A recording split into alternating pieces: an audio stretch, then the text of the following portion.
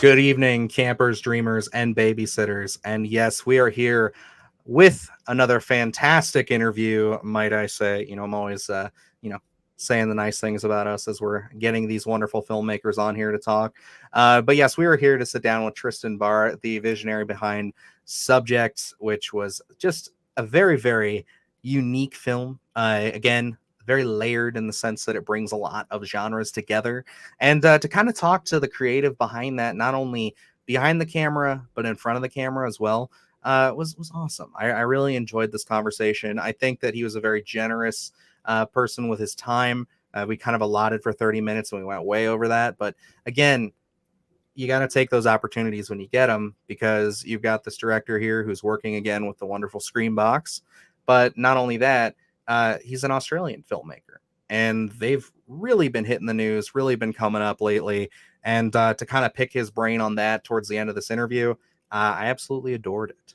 Oh, absolutely. And looking at this is like, we get the screeners. What a privilege it is to get these screeners and be able to view these films. But then another privilege to be able to sit down with the actual director of the film and being able to understand his methods and what he was going for in, his intrigue in terms of what we took away from the film. I think it led to a really great discussion in terms of just filmmaking in general and what you go through in that process, because it's interesting to understand, what we go through making a 10-minute short as opposed to his hour 17 film.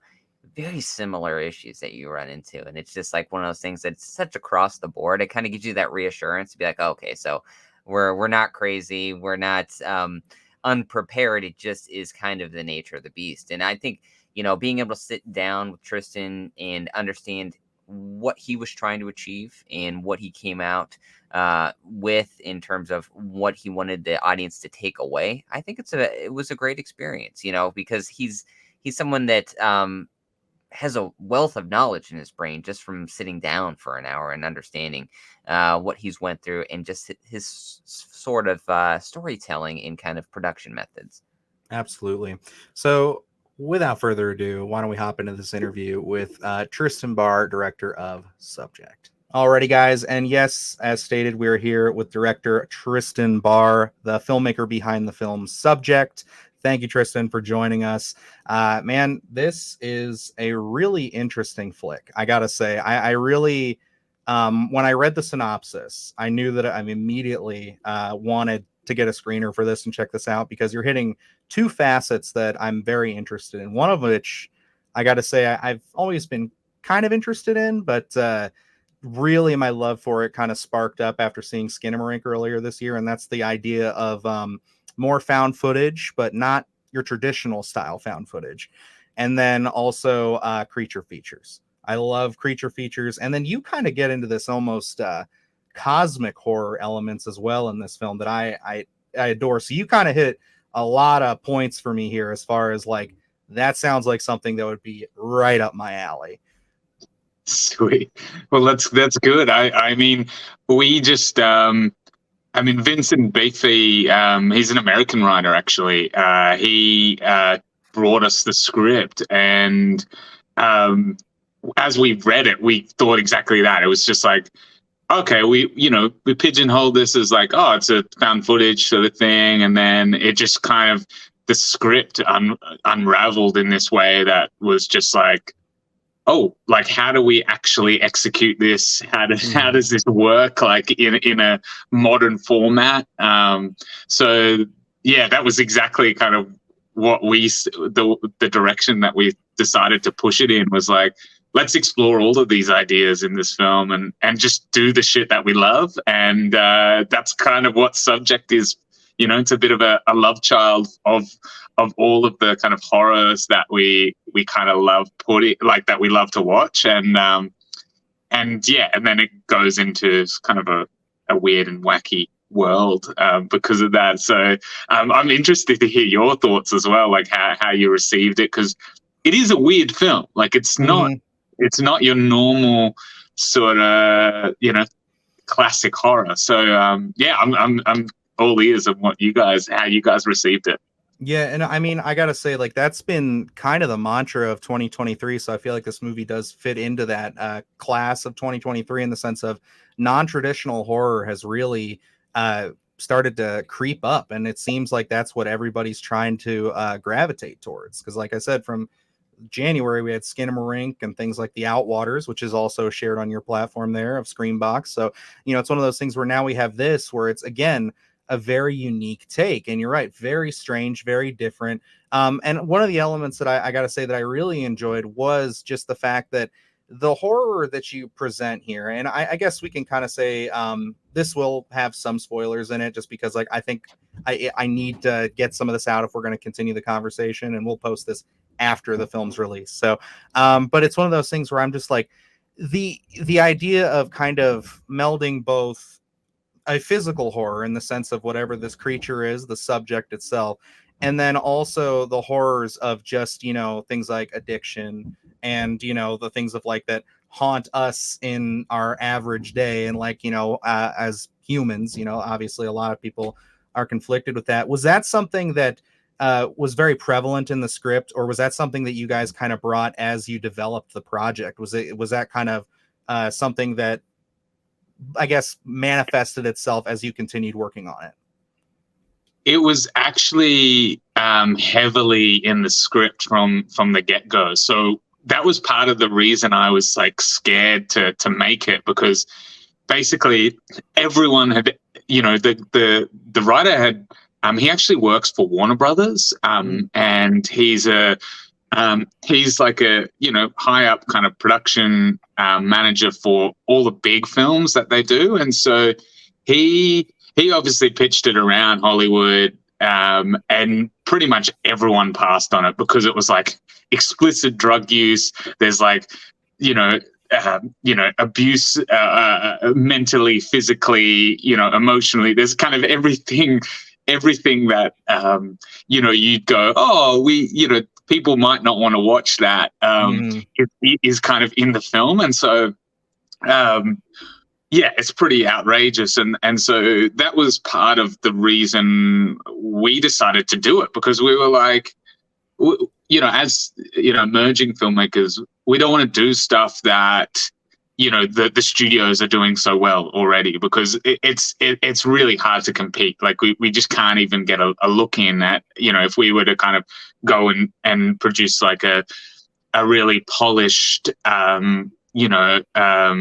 commercial horror film. That there's a whole kind of reasons that would be quite tricky in the low budget sense. So we just decided, like, let's lean into it. Let's do something as messed up and as fun as possible. And that's where like the practical monster stuff really kind of came to fruition. And we just kind of went with like the film has a very sort of rabbit hole quality of like, once you sort of start to unlock things within the film, like, we wanted people and like internet sleuths to kind of go, oh, what does that mean? And why have they put that in there? And so that was kind of how the film was designed from the get-go. And we knew that the surveillance style would be like such a big part of it, because we wanted it to feel just raw and, very much like this guy has actually existed in this facility for, however long that, and that's a bit of a kind of question in the film, like how long is he actually in there? Is he just in there for 24 hours or is he in there for like years? Keeping those kind of questions flowing was something that was really exciting. I've got my theory on how we kind of approached it, but it's always good to hear what people think about those little kind of Easter eggs.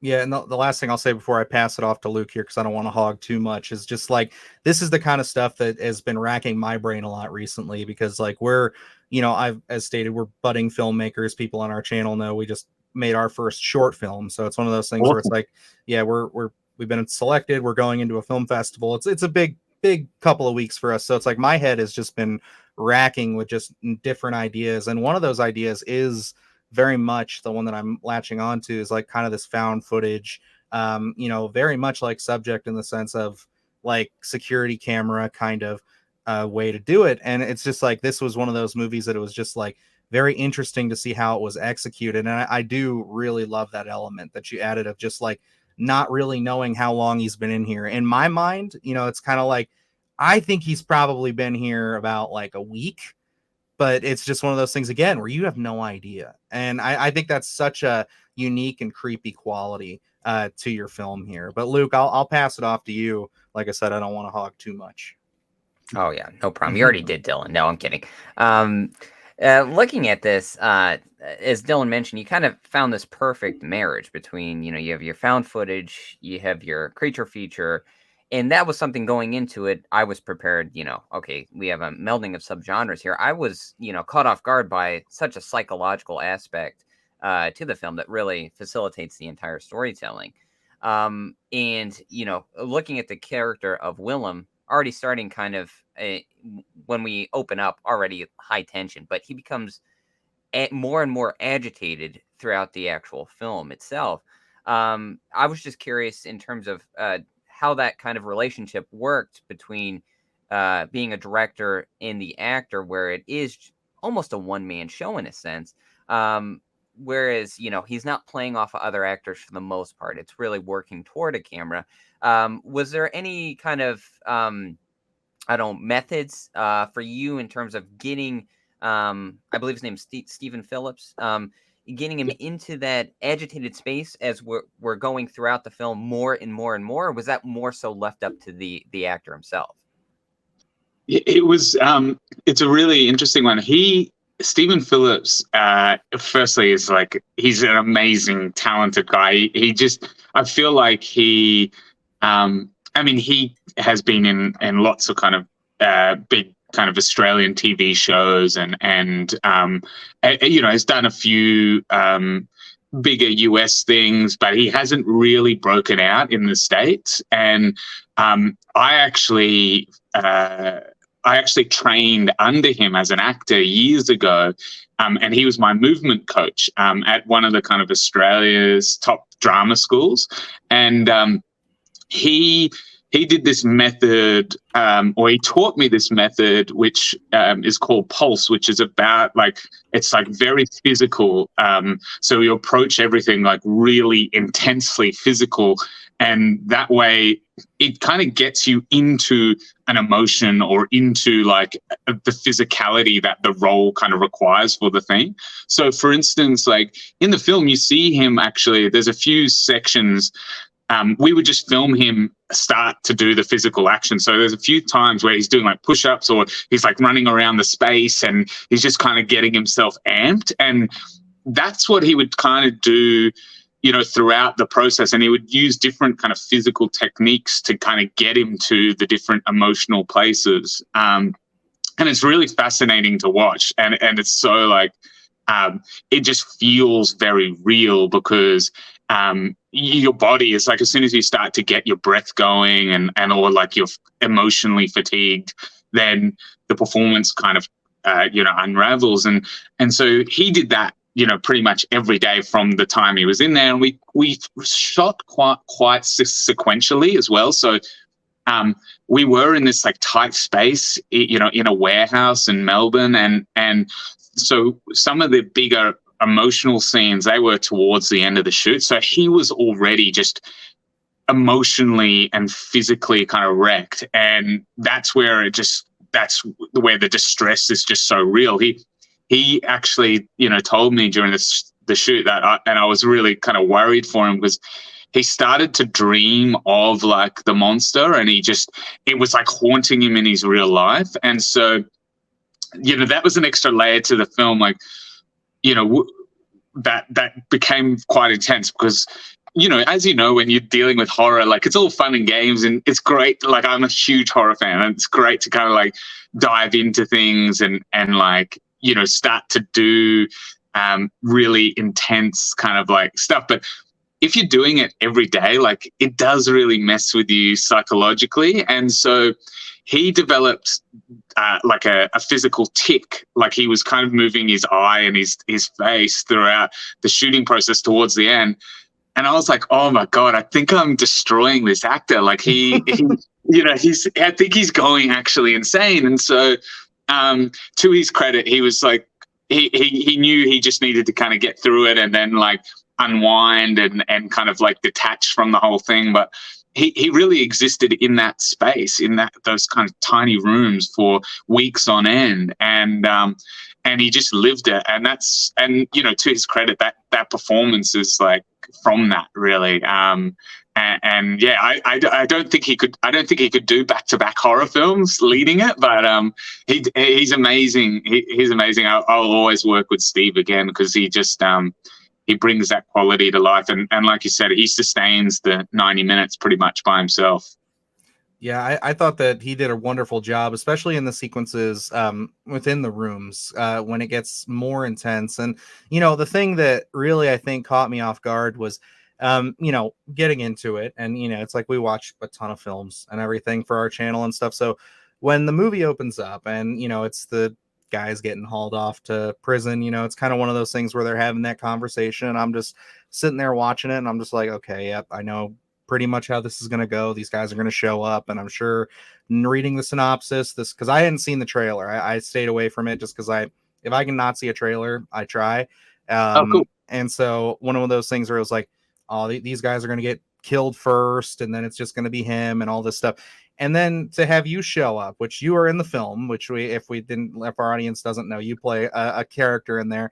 You show up and just absolutely murk these guys and really just set them. It really just sets the stage of just like, okay, there's going to be some twists here. And, I think that it does sustain that throughout the entire film. And, I only set the stage here because one of those twists that I really think, I don't want you to give anything away as far as just like what the actual answer is with this question, but what was it that really like motivated you guys in the sense of portraying your creature the way you did, in the sense of like it doesn't necessarily have this malevolent evil kind of force? It's almost like you sympathize for it. At what level did that kind of enter the production? Was that again just something that was already paced out in the script, or was that something throughout the edit or when you were filming that you guys were like, I like the almost humanization in a sense of this guy, this creature, and this guy are one and the same? Totally. I think that's something from the early days that we knew, because it was literally this one guy in the space for and my character who kind of comes on and basically messes it with him for when he's there, and which is we'll say is actually like great as well, because it's in a weird way like I am the filmmaker, but I'm also the guy in the film that is messing with him. So there's kind of like a meta-analysis about filmmaking within kind of the film. And I suppose from the early days that we knew that if the monster was going to exist in this space with the character, for 90 minutes, that we had to build sort of almost like a Lynchian type horror approach where the monster is real and just kind of exists there, and that we start to develop like empathy for it, and there's an emotional arc for the monster as well. And it was really tricky in the edit juggling that, because we actually shot a lot more with the monster, and we kind of in the earlier kind of edits, he was more of like a friend to Willow. Okay.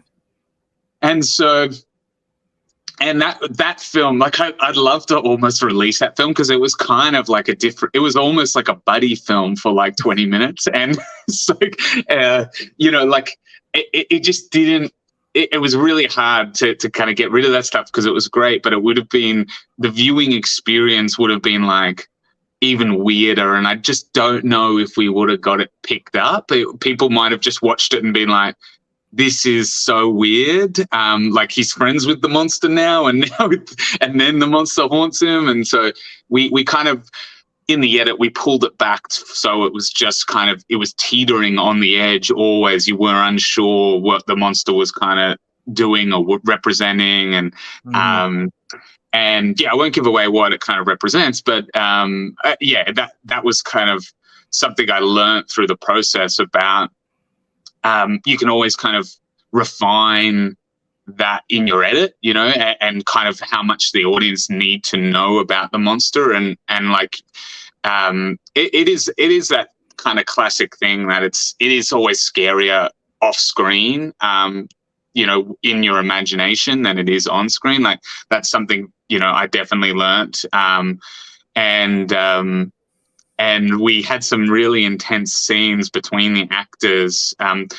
Joey Lay, who plays the monster, he also works in it. He actually worked with Steve in theatre for many years. So they were, you know, able to get very physically intimate. So there's one scene where he literally is like, you know, fake jacking him off on screen and kissing him with the, you know, and it's just, it was one of the most uncomfortable scenes to film. But it was so funny. The actors, like, immediately after kind of jumped up and joked around. So although we view it as like absolutely disgusting, horrific, like it's the actors dealt with it really well, and they were excited to kind of do it, which is they're both married to, you know, so that it was a bit of fun for them, which was kind of cool, you know, and to their credit, it's like they were just able to go there physically all the time. There was no kind of hesitation with anything really, which was amazing as a director.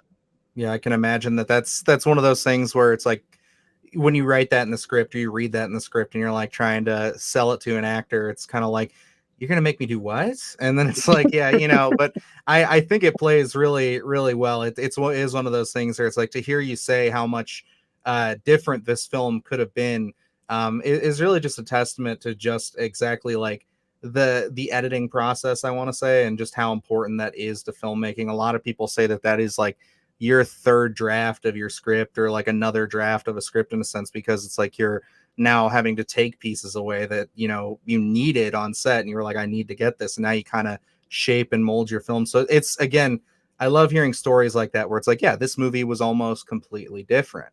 And, you know, it just, again, shows just like really what this process is. And it's like, and how this art form and how it can affect a project like just monumentally. But Luke, go right on ahead with your next question there, sir. You know, looking at the film, it's primarily set. I mean, we jump out occasionally to different settings, but, you know, we're confined to one room for the most part. And as Dylan said, we had just gotten done filming a short film. And, you know, prior to that, we've had some stops and starts where it's like, you know, maybe we thought a little bit too big. We've had maybe too many sets and, you know, changing locations and things. Where we succeeded in this was we stuck with one location, and it was one of those things where for us, we had a script and it was, you know, say these lines, whatever. And then, you know, okay, so we got the scene in the bag, and then you can have an actor play a little bit and kind of improv maybe a little bit and kind of do their own thing. Having this, did you find that location of being confined mostly to one room to kind of be a little more freeing for you to say, okay, now we have this down, let's open it up and see what else we can get, since you're not having to change location so many times? Definitely. Yeah. It's a huge benefit, I think, to the process and to finding interesting stuff. You know, we also had the beauty of what we had was we had, like, you know, sometimes 8 cameras going at once. And so that gives you so much room to play in the edit, and also for the actor to kind of move freely. And so, you know, that stuff, I was like, it did bring me back, because the last film I shot actually was an 85-minute single take with one camera. And so it's called Watch the Sunset, and it's a crime thriller. It's an Australian crime thriller, and that film, you know, it was kind of heavily sort of planned out, and that even to the kind of the camera kind of moves in and out of cars to different locations in this small regional town in Australia. And it's about this bikie gang member who's trying to take his family and escape the bikie gang, and inevitably the bikie gang catches up with them, and it all unfolds in this single shot. And that, you know, it was super tricky because it was so limiting in terms of how much of the kind of unique playful things you could do in that, because it was kind of restrained to, you know, we had to hit certain points and certain marks and certain narrative beats. Whereas when you're just kind of in one room, you know, the ability to kind of play and try things and not have to relight and not have to kind of struggle to make your days, you know, shooting and stuff, it becomes like such an asset. You know, I suppose you give up the unique quality of, you know, having a new kind of location aesthetic, but in what you gain for that, your performance wise, is really exciting. And so I definitely want to kind of keep things more reserved in terms of the shooting stuff that we're doing. But in saying that, I'm shooting a film in later this year in November and December, and it's got so many locations in it. Like it just kind of needs it for the writing. So you know, it's one of those things, like, if you can, definitely do it, but like if it doesn't allow for it, then, you know, you just got to roll with it. And I'm sure, like you guys experienced, is, you know, a lot of kind of pulling these films together is just about kind of explaining to people who are giving you these favors and stuff like that, like, this is going to be really beneficial for us, and trying to kind of, you know, it really requires everyone to kind of give, and that was definitely the case on our film. It's like we actually shot it for under 20 grand, so it was super low. But, you know, same as you're saying, like Skinamarink, like, sometimes it doesn't, it's not about the budgets, it's just kind of about this kind of the concept and the execution of these things. And so, like, I'm still in that sort of filmmaking mindset of just, you know, collaborating with everyone that it can give something, you know, and that you think is quality. And I'm sure you guys have been doing that too, and finding that with your short.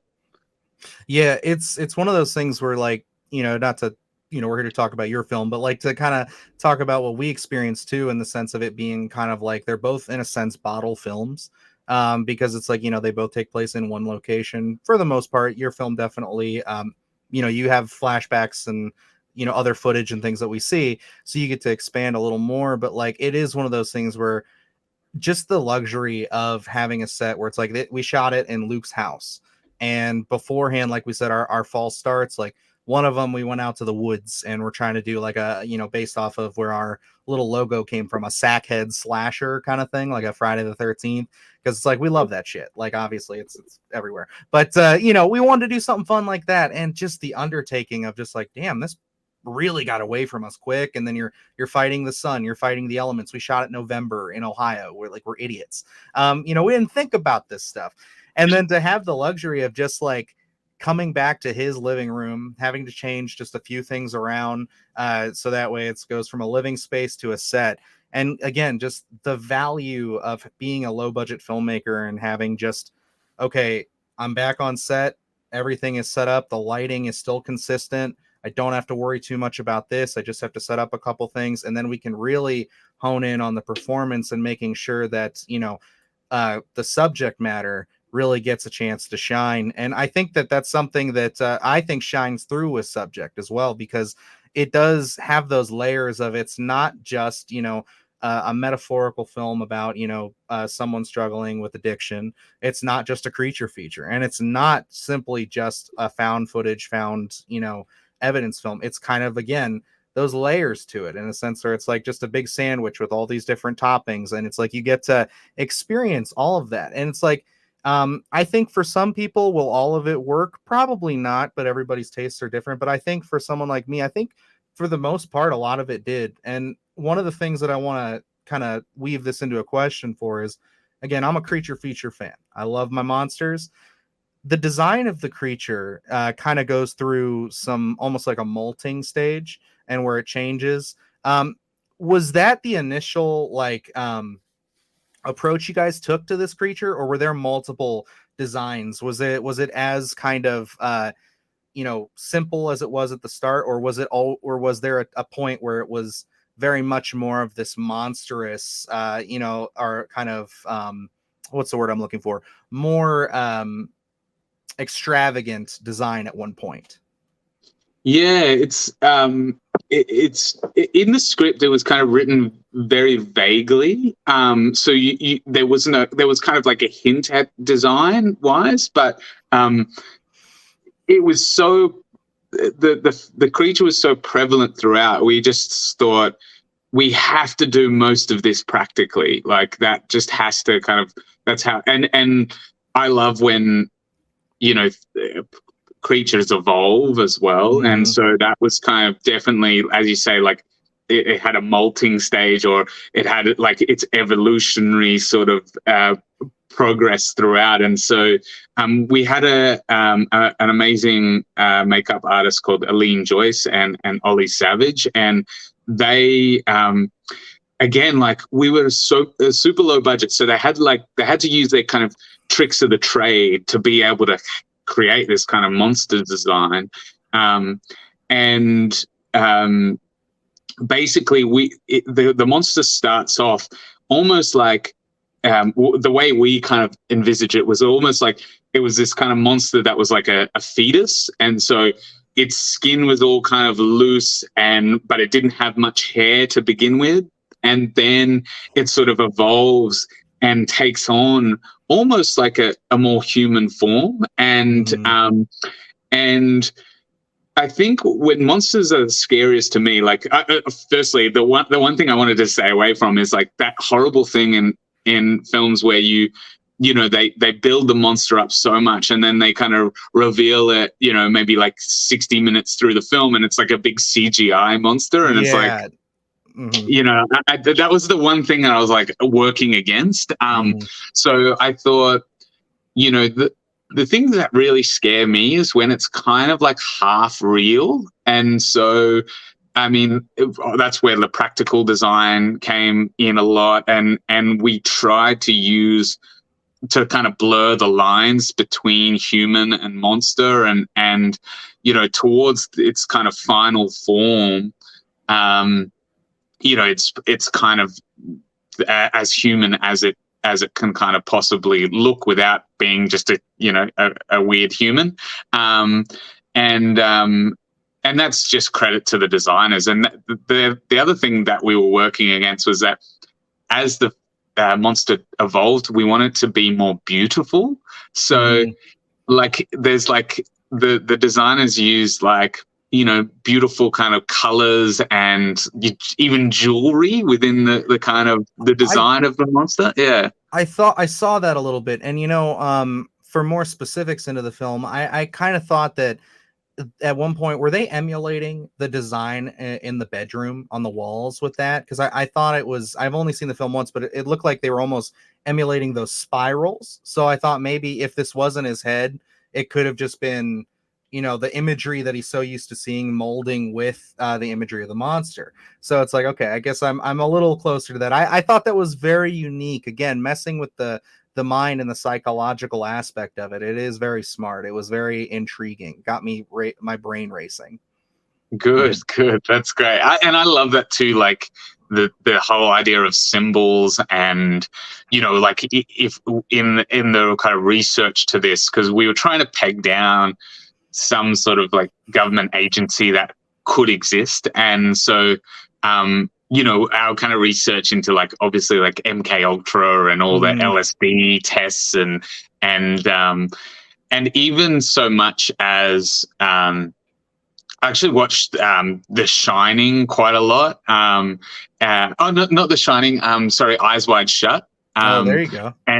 and like, you know how there's similar in that film where it's just like they leave it so open, or Kubrick kind of hints towards so many things. I love it, but I also like, I just want to know what he's kind of like insinuating with a whole bunch of stuff. And that's why I've rewatched that film many times, and hopefully people, I'd love to kind of get to a point in my career where people rewatch and go, oh, okay, I'm getting a bit more of kind of what he might be thinking. That stuff really excites me.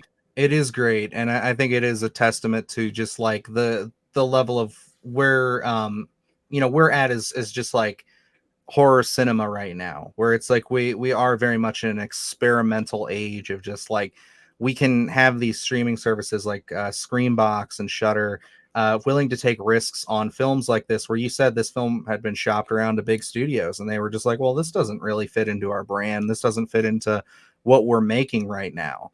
But it's like, then you have a company, like you guys, who will go out and make this, and then Screambox will be like, this fits exactly what our lineup is. Like, come on in, like, let's get it out there. Let's show people. And it's like, I think that's so valuable, because if there is anything that like the success of like Skinamarink and the Outwaters have shown, is like, there's a hunger for movies like Subject.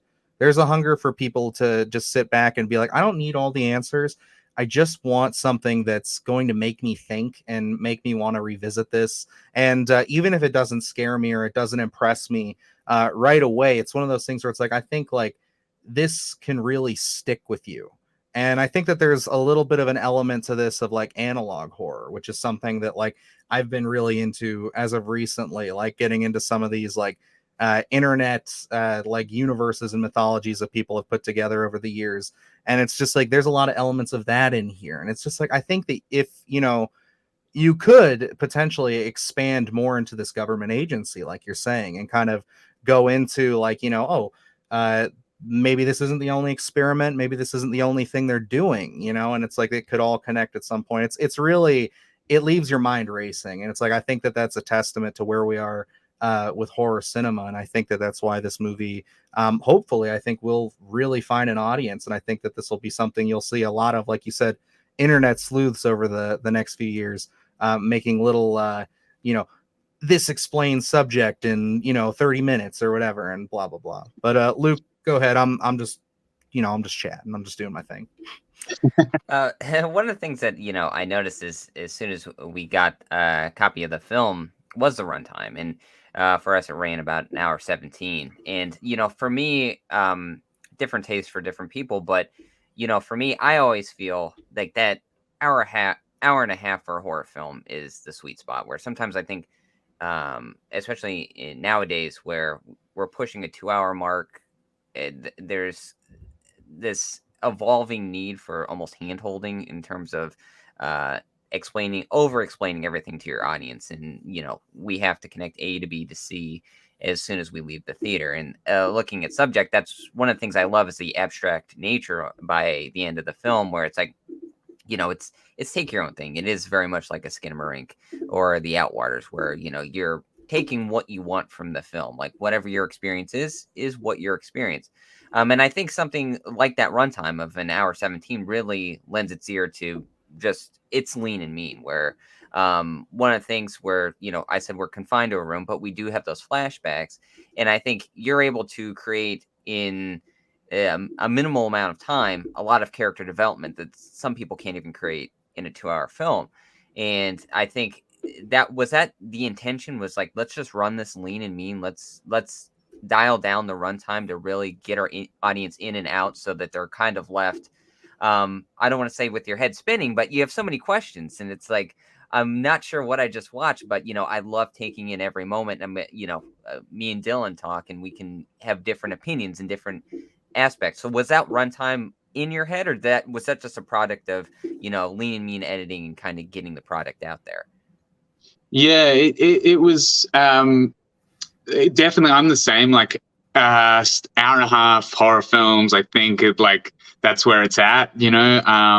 I do think we approached it in a way which was like, we can't ever have the audience too bored. Like we can't afford for that, because because we don't have the luxury of the sort of like moving outside the space, or like any of the kind of crazy sort of like third act sequences that you kind of would have if you had the ability to move outside. I think that the whole sort of editing process was about like, are we sustaining the tension here, and if not, like, let's cut it, like let's kind of and so a lot of things did get really cut, and that was it was also partly to do with we had the writer had written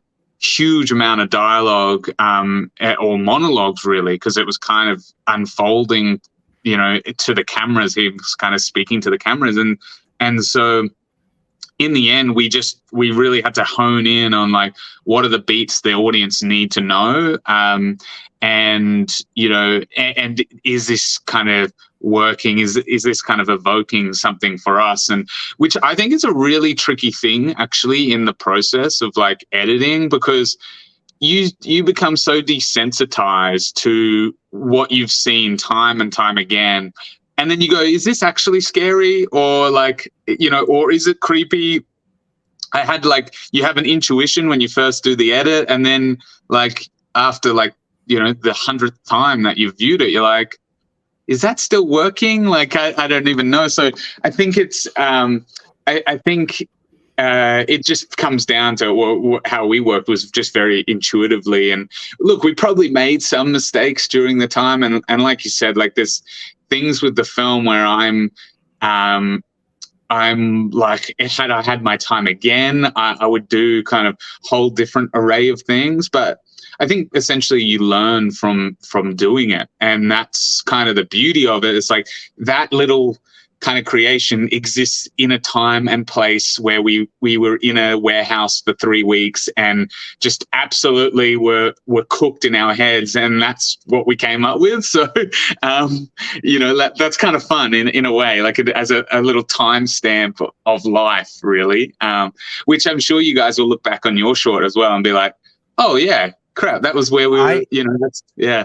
I couldn't relate more to just what you said there of just like, is this working anymore? Because like I was the primary editor on the film, so it was a lot of like me sitting with this, and I would edit for 4 hours, and then I'd call Luke and I'd be like, this isn't working, this whole thing is a mess, like we're fucked, like we've ruined everything, everybody's time has been wasted, and you just have to talk me down from the ledge and be like, it's okay, just keep going, like send me what you got, let me look at it. And then he'd be like, no, this is good, this is fine. And it wasn't until like coming down to the wire of when we had to submit where I was just like, okay, I'm actually pretty happy with this. And then subsequently we kind of had to submit an edit that wasn't the complete film, because we kind of basically made the worst decision in the world of like, oh, do we want to do this? Do we want to do this? I don't know. Maybe. Okay, we've got like 3 weeks to do this. Let's just do it. And then we did it. And then it was like right up to the wire of submitting it. So I'm still working on like the finished film. Basically, the edit that we sent is missing like 1 minute and 20 seconds of like, extra footage. And like now I'm sitting here, we've actually entered it, and I actually feel good about it. It's one of those things where it's like, I took some time off and I'm like, that's great. Is that something that you guys had to do with this film, or was this like something where you guys kind of went straight from shooting into editing, or did you kind of have some time to detach yourself from that shooting schedule of just being in the warehouse and being on set? Like, how did that go for you? What was the process of post-production like? Yeah, it was, look, I think, so exactly what you're saying is that you basically revisit the film with fresh eyes time and time again, and like it gets more refined and kind of gets better and better as far, and every layer of the process, from like your editing into your kind of sound design, into your score and your color grade, and it all kind of starts to feed off each other, and so for us, we were lucky in that, because we were so so short on cash, we basically didn't have enough money to hire the editor full time. So he was doing it as a love job, which then kind of gave us as like it kind of gave us like in a way more time to kind of go through things and like creatively give rest. So when we came back to it, we'd always kind of come back to it with fresh eyes and be like, oh, okay, yeah, I think that's good. Like that's working that bit, and let's move on and fix out this bit.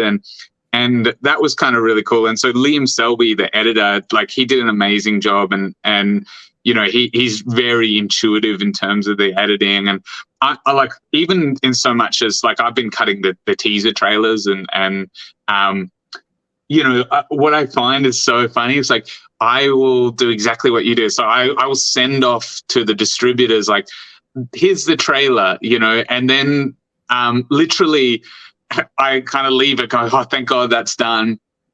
And then within like 2 days, I'll go back and look at it and be like, fix up a few things, make a few tighter edits, and then I'll re-deliver it just to go like, hey guys, here's an updated, better version. And that I do that so often. So you should, I think that's kind of the way. It just like, even in the industry, you kind of keep evolving and rolling with whatever happens. The other thing I will say I've learned in the filmmaking process over the last few years is that, you know how there's like this thing of like locking your edit and then like sending, you know, then you give it to your sound designer, or you know, I've realized like, you know, as long as you're talking to your sound guys and you know, the people doing your score, like, you know, sometimes you can make some way better creative choices that are fueled off their ideas, like in the edit. And so I always like, what I'll do is like I'll do a lock cut and then send it to those people, and then they start to throw down ideas and come back to me. But more often than not, I unlock the cut and just kind of like do like I'm changing the time codes and all that sort of stuff, you know, just because it, you know, music and sound design, like they're so they just fuel like half of it, and like it's crazy to think like you would just edit and then just like that's it for forever. Yeah. So you I'm sure you guys will experience that now. It's like it's insane. It's like that's literally like half of the process, like, you know. And we focused so hard on sound for this short. Like it was one of those things where we have never really, like in our previous projects, it was such a like, well, the dialogue sounds good, and you know, we're trying to do a lot of like the sound in camera and everything. And it's like I just took the time to actually like learn sound design and just how it all works. And it started to become this thing where it's like, wow, this is like a complete art form, like in and of itself. Like it's completely like, if you take everything else out of it, it's like, this is what makes your movie come to life. And I love that nature that you had there of just like, you know, yeah, this is my locked edit. But like when they come in with the score, they come in with the sound, it's like, you can really, because there's a lot of times in our short where it's like, I did the sound design with our buddy who helped us, like he does music and stuff, Adrian. He came in and we both worked on it together. And it was one of those things where it's like, as we're layering in sounds and we're layering in music, it's kind of like, well, hang on, let me change the rotation of this, or let me move this scene around like this a little bit, or let me extend this out a little bit more. And it's like, it's just such an ebb and flow. It's so insane. And it's like, it's wonderful to hear that even a bigger project like Subject, it's like that is still industry like standard as far as like, you know, where the level that we're at, where it's like, you know, you just got to make sure that you trust the process and move forward. It's like, it's really awesome. And that's why I love talking to, you know, filmmakers like yourself here, because it's like, it feels like we're talking to people who still have the passion and everything. It's not like you said, where it's like, yeah, I locked an edit, I sent it off, and then like, you know, I saw it 3 weeks later and it was like, yeah, that's the movie. It's like, you know, it's like, it's just great to hear that kind of passion where you're like, yeah, no, like I was with this, like I want to keep doing this. And it's like, I think that's wonderful. And Luke, I'll give you, let's do one more question from you, and then I'll do one more, and then I think we'll start wrapping it up here. Sounds perfect. You know, looking at the film, obviously in the little blurb that we got before we had even seen Subject, you know, it said found footage, creature feature. In looking at that, as a director, when you see something like, and it's presented as more so found footage to you. Was that met with any hesitation for you in terms of, okay, so we're going to have these cameras set up and these are the angles that we're going with. Did you ever find yourself saying, oh, I wish I could do this, but, oh, and this is found footage, so we can't. Was that in your mind at all? Or were you, as soon as this was presented as found footage, you're already in that mindset, okay, so we're going to set the cameras here and this is what the shot's going to look like? Yeah, it was actually kind of exciting for me because to learn to kind of figure out where to place the cameras so that you could get like all the storytelling done was like a huge challenge. And I must have like I had like a whiteboard, and I basically kind of like had these markers for where all the cameras would be and how they would kind of cover each sequence. And I must have changed the markers around, 10 times to try and figure out like, the best coverage for it. So it was definitely limiting, but there's something with the found footage thing that I love, which it's why it feels so raw. And like, even so much as the flashbacks, like part of my direction was to the actors was like, I don't mind if it's not framed correctly or whatever. It's just like, there's one particular sequence where the actress kind of, or the character basically has a seizure, and it kind of happens all off screen in a really weird position. And I kind of like that because it's, that's kind of the beauty of found footage, in that like the more awkward it feels, it almost adds to that kind of raw, kind of visceral nature. Obviously it was challenging, to kind of get all the story beats in the facility from all the angles, but that's kind of the beast you just kind of roll with. There's some things you sacrifice for that kind of raw feeling as well. I mean, I just love it's funny because like a lot of distributors, in the films world, actually really anti found footage. They don't want to kind of take it up and like, push it out there. And that's, so you are fighting with that in a commercial sense. And so I think that was tricky because it was like, as soon as like we would just kind of pitch the film out to begin with, and as soon as we said found footage, people were like, no, we don't do that. Like, we're not interested in that. And they wouldn't even like watch and luckily the guys at Cineverse and Screambox, came back and like they're true like horror fans, and they, obviously Bloody Disgusting, which is kind of like a sister company label, they immediately jumped on it. It was like, yeah. So Brandon Hill and Brad Miska, like from they're awesome. Like they're so clued on, and as you can see, like they keep putting out these like really like indie but big kind of they hit big, so they're getting winners, which is awesome. And I think same to you guys, like once you start to kind of get a kind of taste for like the kind of the film and kind of the theatrics that you like you then just sort of like you gravitate towards that stuff, and then people will inevitably come as well. It was we were really lucky to kind of get Screambox that be so generous to us, really. So there are like you said, there's a kind of a revolution of horror, which I'm loving.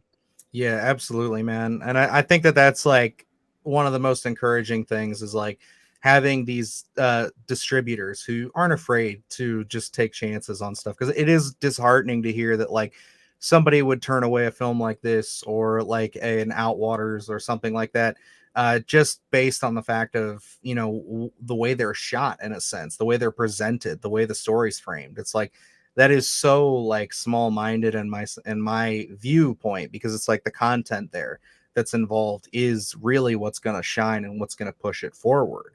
Because it's like, to me, I would say films like this and films like The Outwaters, I, was one of those people that I was a bit of a detractor until the last few years of found footage, because like many people, I was sick of it with, I like the first Paranormal Activity, but once you get to like 7 or 8 of them, it's kind of like, okay, I kind of know the formula. And then you see all these other ones. It's like you've seen the style done in its most basic format so many times, but it's like to see these like interesting twists to it where it's like I never thought about like making a cosmic horror film, or like a bottle film where it's like all taking place in a facility where it's like there's this monster that's like, basically forming this man's trauma and stuff like that in front of him. It's like it's all just like you could do so much with it. And it's like I think that really it's films like these that are laying the groundwork where hopefully as we go along here, these bigger distributors will, start to take notice that like, okay, yeah, we'll open the door a little bit more. But if not, at least we have people like Screambox and everybody who are going to take the risk, and they're going to reap the rewards. Because again, I think that these are wonderful projects, and Subject is just another one that I think is definitely going to be a great staple to have there as a Screambox original. I guess really my final question for you is, so obviously you're from Australia, you're an Australian filmmaker. You guys are honestly having a crazy year right now with like Talk to Me and all these other projects that have just been kind of coming up. And there's a lot of projects in horror that are announced that I know are coming up, that are coming from Australian production companies. And it's just one of those things where, when you look back at it, I feel like, when it comes to cinema in general, the US tends to predominantly get all the credit, but like, if you look back at some of this catalog, like I just pulled up a list that I wrote earlier, but like things like Lake Mungo, The Babadook, Wolf Creek, one of my favorites, Rogue. These are all really intense, really great horror films. And it's just like, I think that it's awesome that you guys have been able to just like really have this amazing, consistent track record for years. And it's like, I think that the fact that now there's more exposure coming to things like Subject and Talk to Me. I guess my question is like, do you really see like Australian horror kind of taking center stage here in the next few years, as coming up as some of like the breeding ground for some of the best horror we're going to see in the next few years? Yeah, I think Talk to Me was awesome, and I was so proud of those guys. And I think the like the success they have had is so warranted. And I'm excited for, because basically in a way those guys, I mean, obviously, so for instance, like Lake Mungo, that was that wasn't that well received here. Like, it wasn't pushed by our government agencies. It's had like a kind of a reimagining of fans and cult fans like over the world. But we've for so long we've actually had no support here locally. Like, it's been really tricky, except for Umbrella Entertainment, who Love them. They're super cool, and they do all the kind of really like exploitation kind of DVDs and stuff like that. So I just bought Razorback when that came out. It's one of my all-time favorites. Absolutely creature features. So you're talking about someone who's diehard for Umbrella. Awesome. Like, so they're releasing a Subject in Australia in a couple of months as well. So they'll have all the DVDs and stuff out here as well. So they're kind of the only truly kind of independent label that is really supporting this sort of innovative sort of filmmaking. And they did Talk to Me. They've got like a really exciting kind of catalog coming up. I'm lucky that I've got a few films like in the pipeline. And I think about with them is like, they're willing to take risks. And I think you're right. Like, I do think some really interesting stuff's going to come out, because the people who are running these like Umbrella and now that Talk to Me has done so well, like there's like a bit more support that's coming our way. So there's some exciting stuff. Like I think you'll see some really innovative storytelling and some like really crazy stuff that we've never kind of seen in the horror space. So that's very exciting. And yeah, you should, like I think Australian filmmakers have kind of had so little kind of like engagement with Hollywood, like so that there is going to be some crazy stuff because it's not about like fitting the mold. It's just kind of like, yeah. So that's exciting. So yeah, I mean, hopefully keep your eyes out on some of the stuff that's going to come out in the next, couple of years, I think. And supporting people like Umbrella Entertainment, like that's and there is another great distributor here, Monster Pictures. They both of those guys, and Monster works with Umbrella a lot as well, and so both of those companies are just awesome. Like they're really supportive of guys like me, just out there kind of making crazy shit. So that's fun. Yeah, and it's something to me, like Luke and I have been kind of going back and forth pitching this, like we really want to take like one of these upcoming months. Obviously we're going into October, so we do a thing called the Splatterthon where we just go all month long talking about horror movies. But like I've kind of been talking with him about like just highlighting a month where we just talk about Australian horror films, because like I think like with my excitement for things like Talk to Me, and then obviously Umbrella was releasing Razorback, it's like I went back and watched things like Wolf Creek, and I've grown up loving films like Rogue and things like that, and it's just I've kind of gone down this rabbit hole of just looking at Australian filmmakers and just the stuff they're able to present, even things like the Snowtown Murders, which it's horror, but it's more crime thriller, so it's like there's just this level of grit that I think that like this edge that I think like when you look at American films that try to have something like that, it almost comes off very macho, very cheesy, machismo in a sense to me, where it's like I think that like the filmmakers where you guys are from, they just have this understanding of being able to present something that feels very raw in nature. And I honestly I aspire to that so much, and I think it shines beautifully in horror. And I think that they complement each other very well. So it's like I don't really have a question for that. It's just something that like I've noticed, and getting to actually talk to a filmmaker from your neck of the woods, it's like I've been dying to just kind of pick someone's brain on that. It's like, I guess maybe do you kind of aspire to that? Do you see what I'm saying, or am I just kind of for sure just some silly American who's just off on his own little tangent? Like, yeah, no, you guys are hardcore. Like, like. No, I think you're right. Like, I think a lot of people who go into the like, directing stuff here in Australia,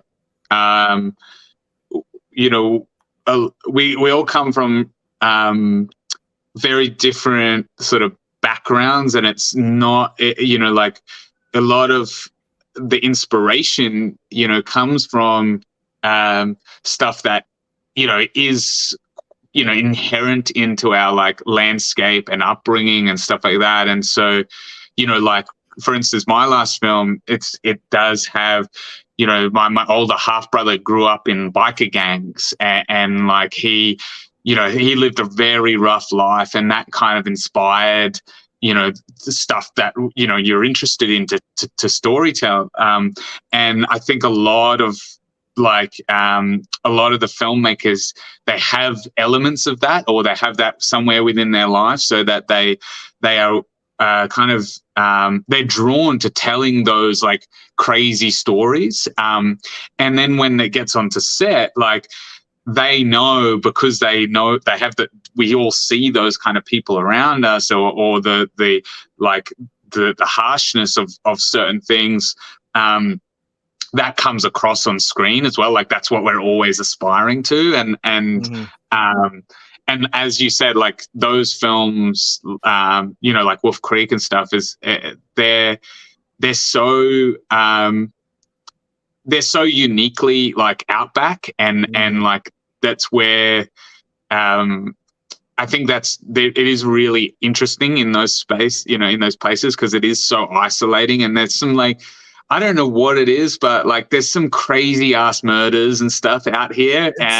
I've done my research, especially like after watching Snowtown Murders, and then just the stuff that inspired Wolf Creek and things. And it's like, yeah, it gets raw out there, man. It's rough. Like it's pretty. And one of the things that I got to say too is like, just, and it might just be because I've been immersing myself in a lot of the Australian like films, but like the ones that do take advantage of like the surrounding outback and everything, it's like you guys just have fucking production like value just plastered all over your country. Like it is just so beautiful and so unique compared to like anything that we really get out here. And maybe that's just me being bored of all the same cornfields and stuff I see in Ohio up here, but like I just see like the way that they emulate, because even in Talk to Me, where it's very urban, it's very much set in like suburbia and things like that, it still just has this tinge to it of just uniqueness. It just feels so different than the way we present film up here. So it's just like I just wanted to say, like, I appreciate the work that you guys are doing down there, and it's like it is recognized, at least from my little house over here in Akron, Ohio. I see what you guys are doing, and I appreciate it wholeheartedly. Appreciate that, man. Thank you so much for saying that, and yeah, well, hopefully we can bring some more. And thanks so much for like having me on. Of course. And, like it's awesome to just like talk film, and like hopefully as well, people, some of your listeners will like the film. And it is very much like particularly the horror community. Like I just want to keep making horror films because everyone's so supportive. It's actually like, it's so good. As soon as you make other films, like people are so, like it's all about kind of looking good, and whereas the horror fans are just like, let's fucking do this. Let's get this out, and talk about the interesting shit. And so it's great to kind of shoot the shit with you guys. It's awesome.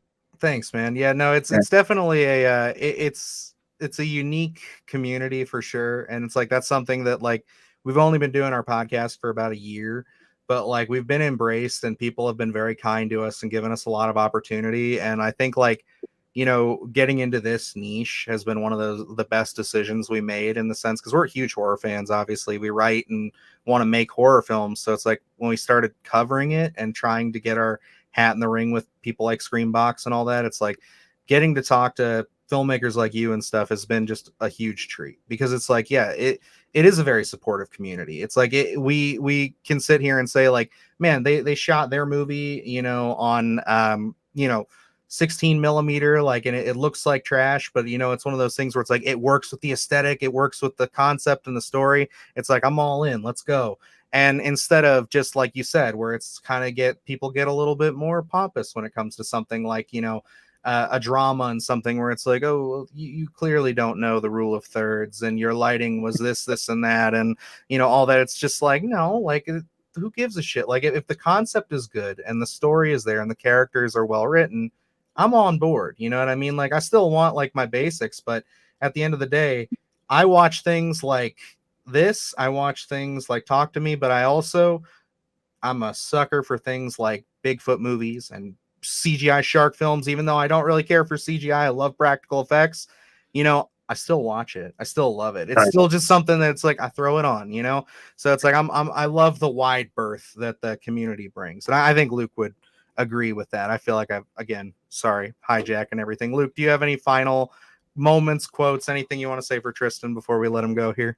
And nothing I can think of. I think just talking about Australian horror in general, I second that there's this almost intangible flavor that I think Australian horror does have. I think looking at, obviously we're going to mention Talk to Me because it's just such a big film right now, but and I know the filmmakers, when shopping it around, I think it wanted to be, studios wanted to Americanize. And I don't know necessarily if that would have worked well. I think you need that intangible flavor in Talk to Me. Yes, the storytelling's great in it, but I think that flavor, that uniqueness that it does have is really what brings, audiences there. It's like you come for the horror, but you stay for that just intangible flavor that it has. Something.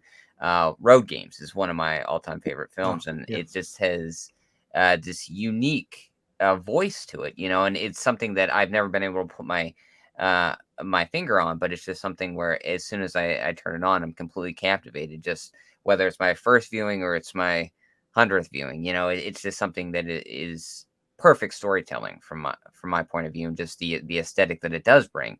So, and I think Subject also does bring that as well. It brings that grittiness, it brings that flavor. So, it was a pleasure to actually be able to watch this film, to get a screener for it and see it, and then be able to talk to you. Absolutely. No, thank you so much, guys. I really appreciate your kind words, and please send me your short when it's all done, and I'd love to check it out as well.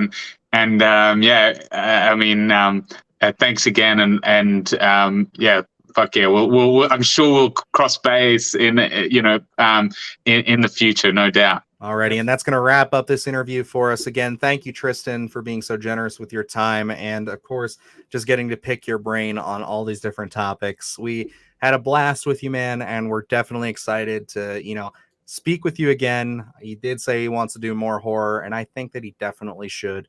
Whether he wants to continue, the process of what they started with The Subject, or move on with, other properties, I think that this guy has a very bright future in this genre. So I definitely enjoyed our conversation. And we get an opportunity to talk to a lot of filmmakers and creators, and sometimes as we hit end record and we say our goodbyes, I think there's a few people in my head that I'm eager to speak with again, and I think Tristan falls in that line where we spoke for an hour. I could easily have made that another hour as well, just to learn other things from him and hear him speak of different stories of filmmaking and issues that he's ran into, and just influences that he's had. I think it was just such a great interview. It's those invaluable experiences that who knew we were going to get those here on the podcast, but it was something where what a great interview. What a great guy. I'm excited to see what next he does. I know he said some intrigue of staying in the horror space. I really hope he does even open up a film like this. There's a lot of lore and everything. So I'm curious to see what he's going to do next, and I cannot wait to have him on again. Absolutely. But alrighty, guys, it's going to wrap us up here for this interview. Thank you again for sitting down with us, listening to what Tristan had to say and offer, and just being a part of the channel in general. We do appreciate your supports, and of course, we've got a lot of great content on the channel right now. Not only the review with Mr. Tristan Barr's film Subject, but we also have a lot of great content up on here as far as like the Sunday Scaries with a lot of big news. We got some more news coming out soon about not just the channel, but also our work with our short film Sycophant. So stay tuned for that. We got a lot of great stuff on the way. And I guess that about wraps us up here. So until next time, I am Dylan Newell. And I'm Luke Janesco. And remember, stay scared.